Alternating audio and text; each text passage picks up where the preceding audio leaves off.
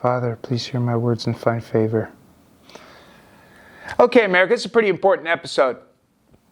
I'm going to convey an understanding or something that was shown to me while I was on Jesus Take the Wheel powder.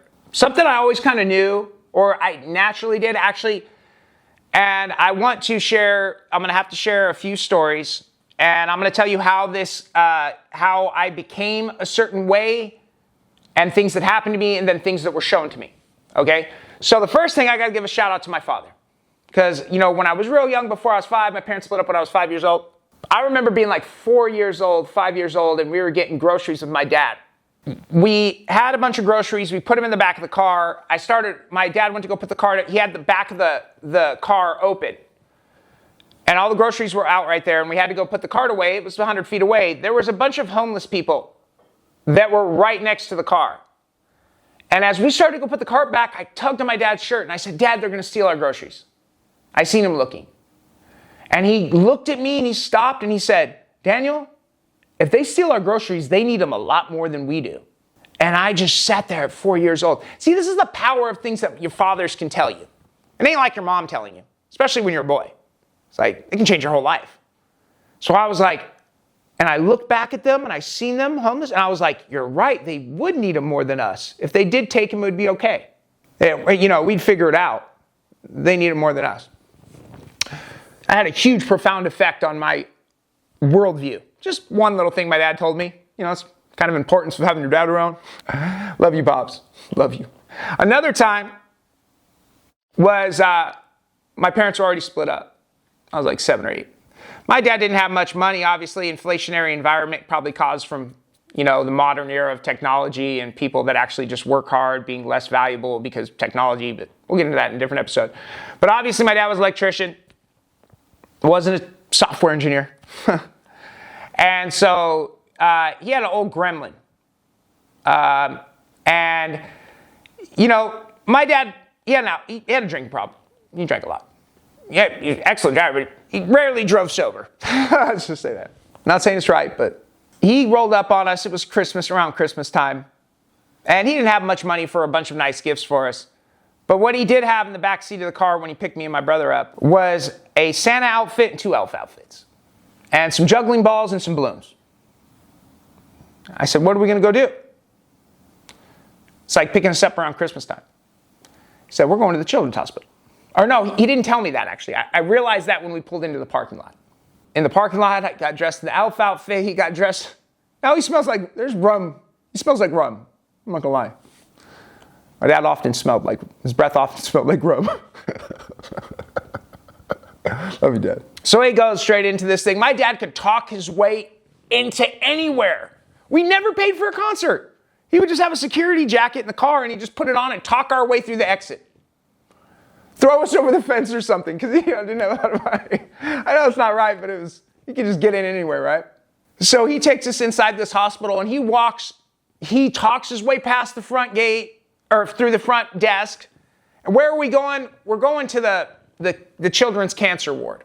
And we got there, and there's nurses everywhere, and they asked who he is, and he had looked, when we walked past the front gate, he looked at on the wall, there's the residents. I don't know how he figured it out, but he knew whose name to drop, what doctor to drop, or what manager. Maybe it was the whole managing director of the whole hospital. He knew it was Christmas time, around Christmas time, and probably couldn't get a hold of him. So he told the nurse that that's who sent him and that he knew he was coming. So they allowed us to start going in rooms. He was juggling and telling jokes and making him balloons. And we were giving him the balloons, and we were just there as helpers watching our dad bring joy to these kids that a lot of them didn't have hair, didn't have eyebrows. A lot of them going through chemotherapy. And we got through about four or five rooms before the nurse was kind of tripping, because I think she smelled the alcohol on him. And she was calling, trying to get a hold to see if he's supposed to be there. And about 4 rooms in, the security came and forcibly removed us. And I remember being a kid, looking down at the rooms we hadn't got to yet. The kids were out of their beds, looking out the door, and they were so sad that we didn't make it to the room yet. That's the kind of dude my dad was. didn't have a lot of money. Those are the things he taught me. That's what he left me with. So when I got older, obviously wasn't around. I watched my mom struggle financially. My dad wasn't around, present. The feminine and masculine energy wasn't present in my household. It was never, my mom can never tell me, your dad's on his way home. The shenanigans just stayed going on. Because, you know, a mom can sit there and tell a boy all she wants, don't do this, don't do that. It just goes in one ear, out the other if dad ain't around. If dad never comes home, you know. You're just like, oh, yeah, shut up. We're the man of the house. Doesn't matter how old you are. That's how you feel. This is the mentality of the masculine energy, guys. This is how it works. This is what creates criminal behavior. Started selling weed at 10 years old.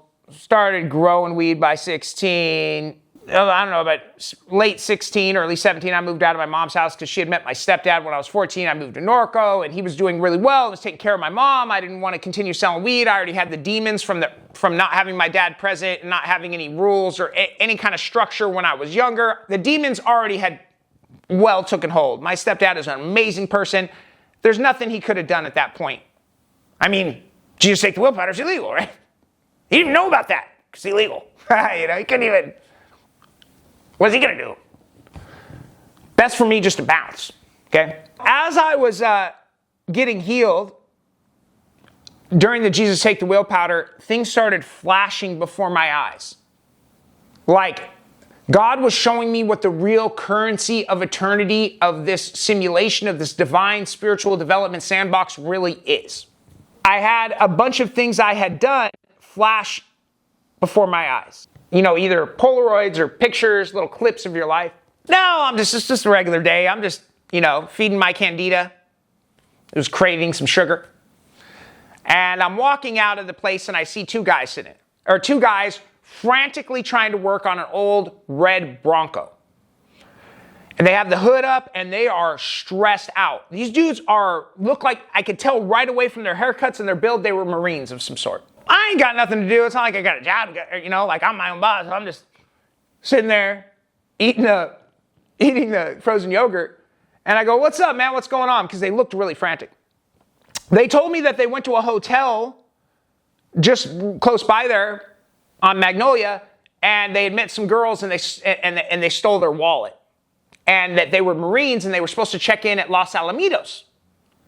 And they had to be there like quick, and their alternator went out. And these chicks that they met at this motel the night before had stole their wallet. They look hopeless. So, of course, I'm like, I just walk over to the AutoZone. I get them a new battery and an alternator. And I walk back over and I give it to him. This guy came, rushed me, and bear hugged me so hard that my bones hurt. I was squeezed, dude. It was so crazy. I was like, okay, I get it, it's okay. You know, and thank you so much. I remember they had South Dakota or North Dakota Place. If your guys are out there, come on, get in the comments, dog. Find these guys. Two Marines. They were on their way to Los Alamitos. And I got them the stuff. I was like, don't worry about it, dog. It's all good. They were like, what can we do for you, man? Thank you so much. It's all good, man. You needed it more than me. I had the means. Why wouldn't I? So I seen that when I was getting healed. The currency. This is what God showed me. This is what matters. It's not the money. It's not how many chicks you hook up with. It's not the kind of cars you have. It's this. This is what matters, Daniel. So the next story I want to share was I had a grow warehouse in Chino Hills area. Actually really close to the Chino State Prison. Actually, I used to put air conditioners in. I used to look over into the prison yard. This before I ever went to prison. I remember it was harvest time. We were harvesting some weed and people were trimming. There was a bunch of us. So the Candida started cranking. We were all smoking weed. Of course, the Candida wants junk food, right? And it's like 2 a.m. So I'm going through and I order about, inflation. This is before the massive inflation that we've had recently. And I got $27 worth of food. I remember it was $27. We roll up to the thing and all I have, it says no $50 or $100 bills after 10 p.m. It's 2 a.m. There's no place to get change around there. Now I do have some bill and there's some change around the thing and we have $23. We're short $4. We're short $4 and I'm trying to get her and I say, I'll buy more food to where it's less than $20 change. How about that? You can tell this is real. It's all good. And she would not do it. There's no place to get change. The food's going to be cold by the time we get back. And all I got's $23. And I start arguing with her. And I'm like, come on. I'll buy $50 worth of food. Just double it. It's all good. And she would not take the $50 bill. I have 23, but I have a $50 bill and I got $23. And there's no place to get change. It's 2 a.m. I'll never forget this. A Mexican lady. She's about 45 years old. She's a cook.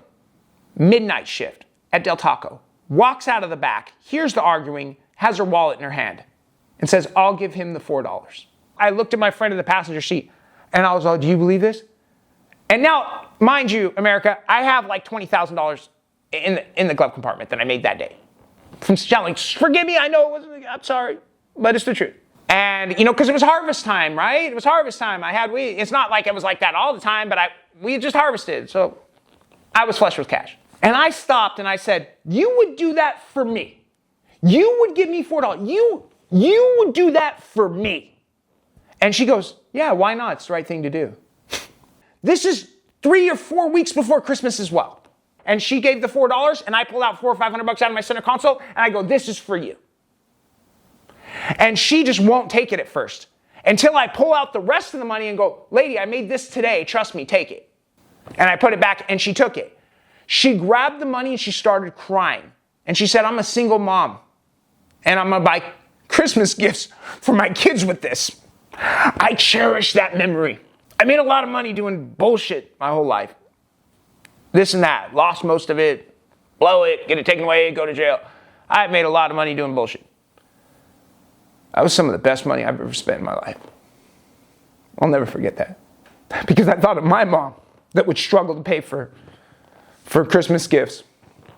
I said, well, you work midnight shift at Del Taco to support your kids, and you're going to give me $4. You deserve this. Thank you. And I told her thank you. It felt so good. So that's another thing that flashed before my eyes as I was getting healed. I cherish that because I got to relive that feeling in the moment. Another thing was, this is during the pandemic, and someone calls the waitress there. This is during the pandemic. A lot of things are shut down. They're not. Someone calls to see if they're open because everything during the pandemic was closed. And the lady that was the waitress and everything, and she said, nope, everybody's taking something for free. Not me. I'm still here working. I'm not taking nothing for free. I had just got my check. I thought of my mom. I ain't taking nothing for free. I work for mine.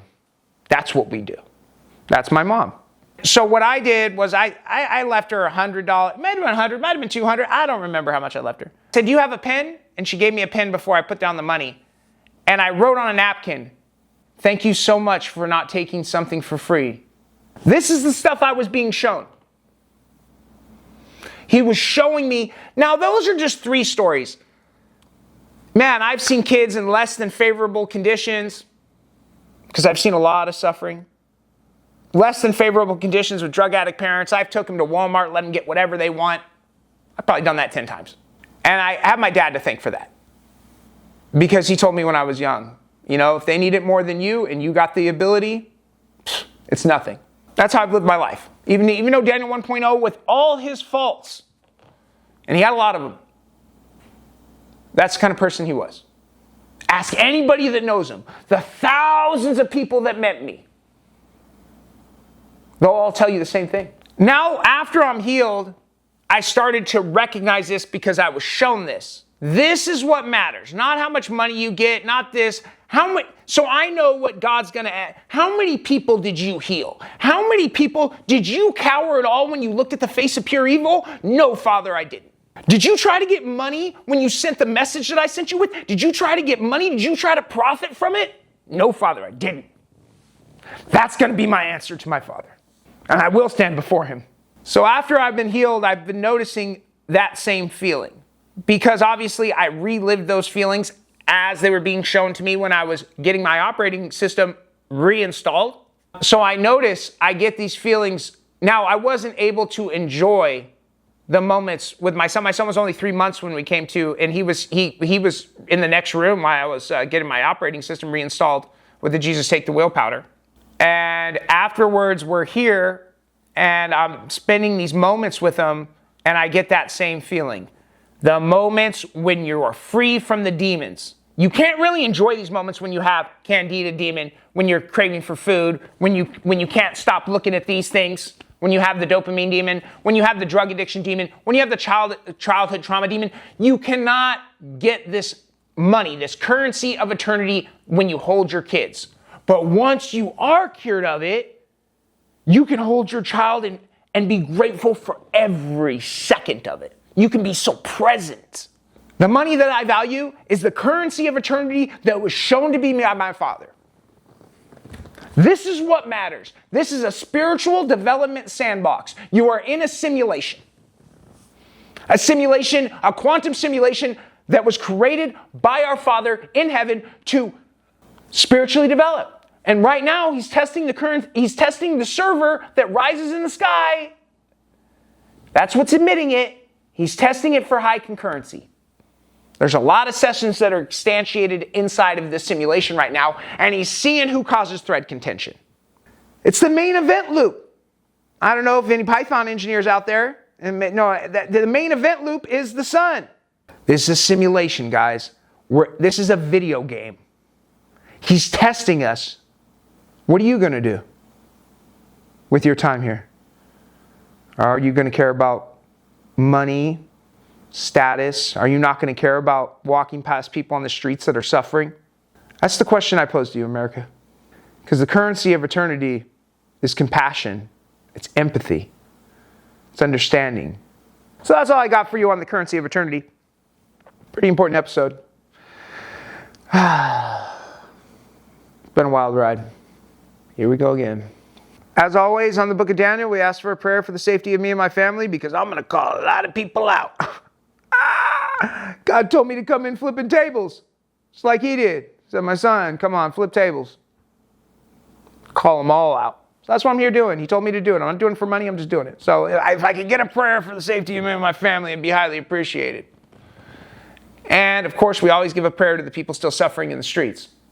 The people that are locked in prisons that are just suffering from childhood trauma that watched their mom struggle their whole life without their dad being present. Because that's pretty much 90% of people in prison. Until next time, it's Daniel 2.0. I love every single one of you. Goodbye, America.